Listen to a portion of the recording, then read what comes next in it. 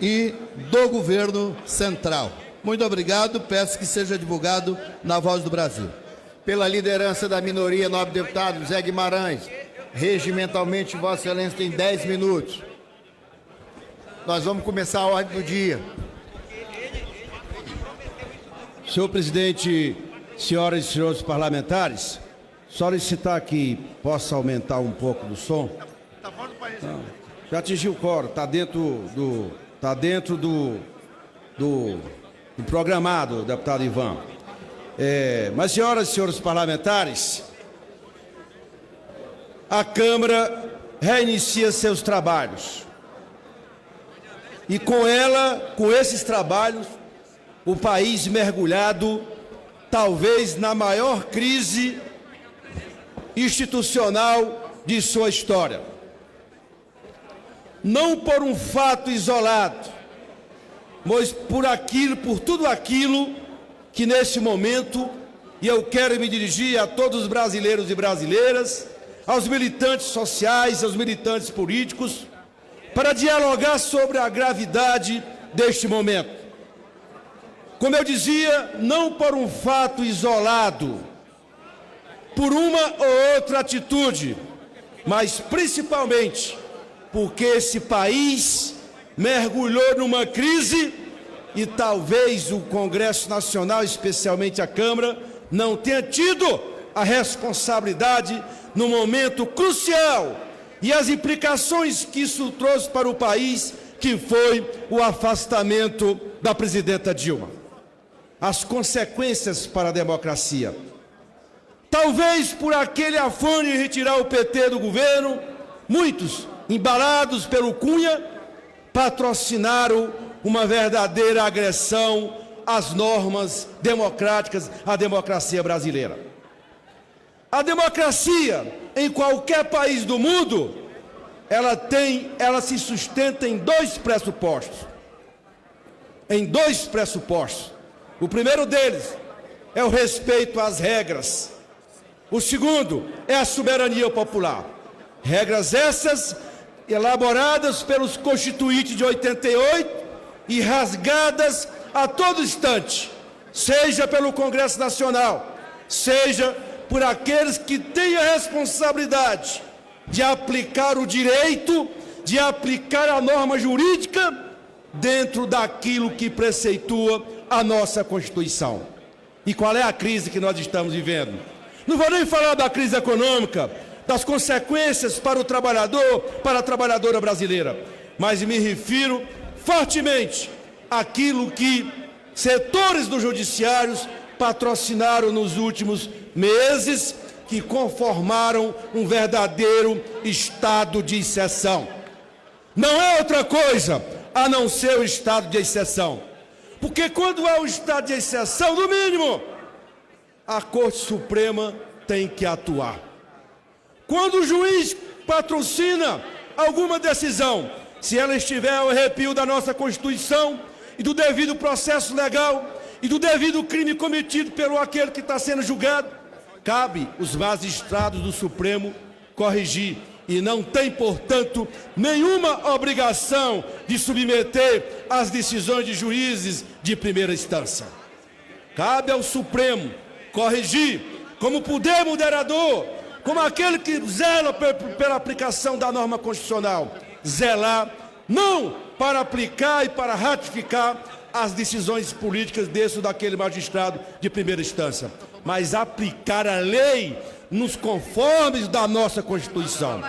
E eu me refiro especialmente ao juiz de primeiro grau, que condenou, o juiz Moro, que condenou o presidente Lula.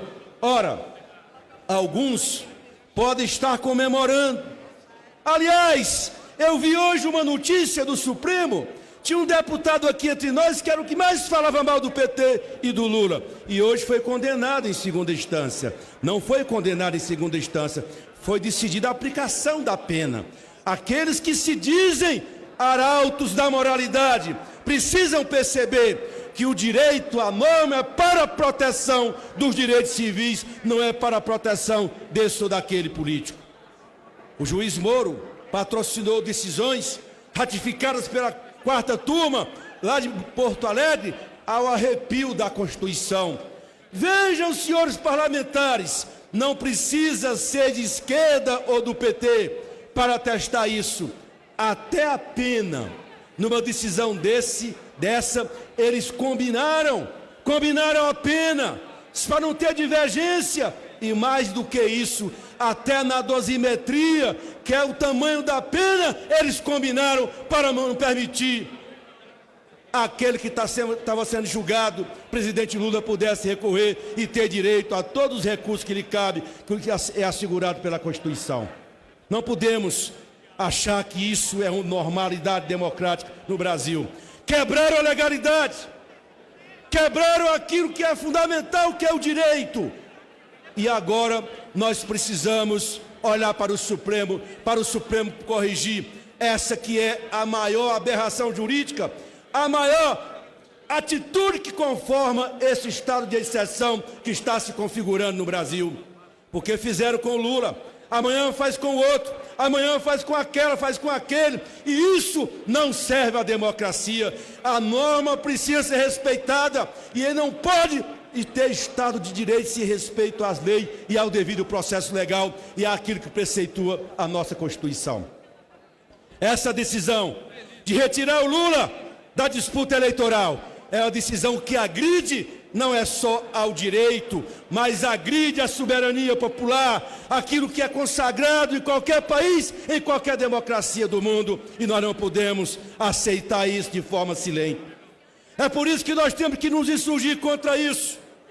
Não é normal esta Câmara agora achar que está tudo normal. Não está, isso não é normal. Os arautos da moralidade encontraram no combate à corrupção, porque o combate à corrupção é um dever cívico e ético de qualquer um de nós que milita politicamente. Mas não me venham atribuir só a nós políticos os responsáveis por tudo que está acontecendo no Brasil. Eu fico imaginando, por exemplo, essa discussão toda que está acontecendo na sociedade dos auxílios moradia. Eu imagino se isso tivesse acontecido com os políticos, como é que não estava a quantidade de inquéritos chegando ao Supremo Tribunal Federal. E ainda dizem alguns juízes, os arautos da moralidade, que é um fato normal, é para compensar, deputado Glauber, as perdas salariais, os aumentos não dados nesse período todo. Não dá para aceitar isso. Ou seja, usaram o combate à corrupção, que, volto a repetir, é uma conduta ética nossa, é uma conduta civil, é uma conduta nossa que tem que ser, é um dever cívico nosso que tem que ser olhado todos os dias para nós que militamos politicamente. Mas usaram este argumento para penalizar as pessoas. E essa pena que foi atribuída ao presidente Lula, a nossa expectativa é que o Supremo não ratifique tamanha violência que foi praticada como homem que não cometeu, neste caso, nenhum crime, nenhum delito. Combinaram tudo para dizer, nós podemos tudo, a democracia não vale nada. Vocês, movimentos sociais do Brasil, onde temos 40% do país que diz que quer votar no Lula, vocês não significam nada. Nós vamos fazer aquilo que está combinado entre nós. Foi isso que fizeram os desembargadores lá do Rio Grande do Sul, quando condenaram o presidente Lula. Até na dose, combinaram 12 anos e um mês, para não prescrever pela idade. Para os outros, tudo prescreve. E a sociedade brasileira entende muito bem isso. É por isso que as pessoas estão reagindo positivamente e dizendo, não pode ter eleição sem Lula. Porque para muitos os crimes prescrevem? Por que para outros o devido processo legal é ampliado e ampliado? É evidente que fica claro para a população brasileira que o que está sendo feito contra o PT, especialmente contra o lulismo e contra o presidente Lula, é uma ação orquestrada. Ninguém ganha eleição.